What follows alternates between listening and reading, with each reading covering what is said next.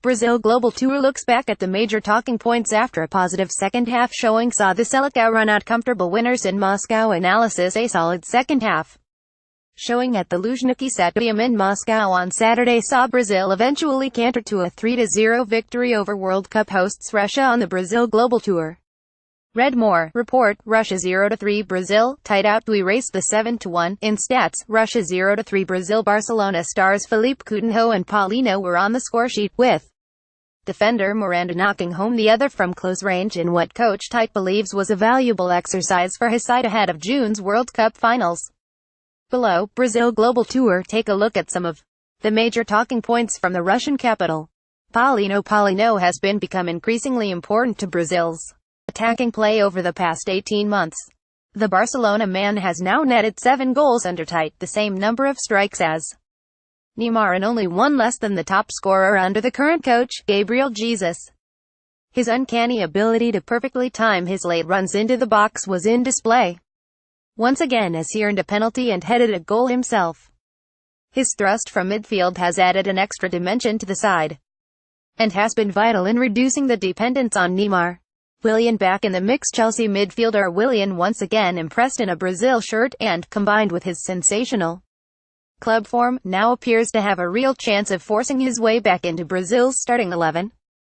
The only player to lose his place under Tite, the 29-year-old could reclaim his role on the right as Tite looks increasingly as if he may be set to drop Renato Augusto from central midfield, freeing up the role for Coutinho to move inside and leave the right wing for Willian.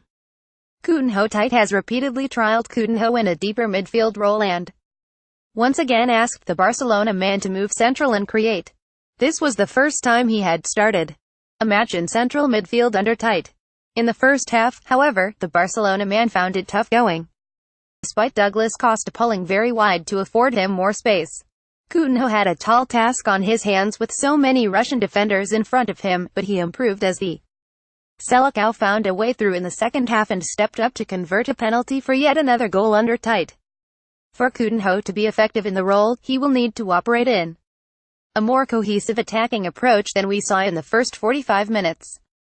Disjointed by design, Brazil struggled to break down their dogged hosts in the first 45 minutes and even suffered a few scares shortly before halftime when Russia began to find some joy on the counterattack, missing a glaring opportunity to take a first-half lead.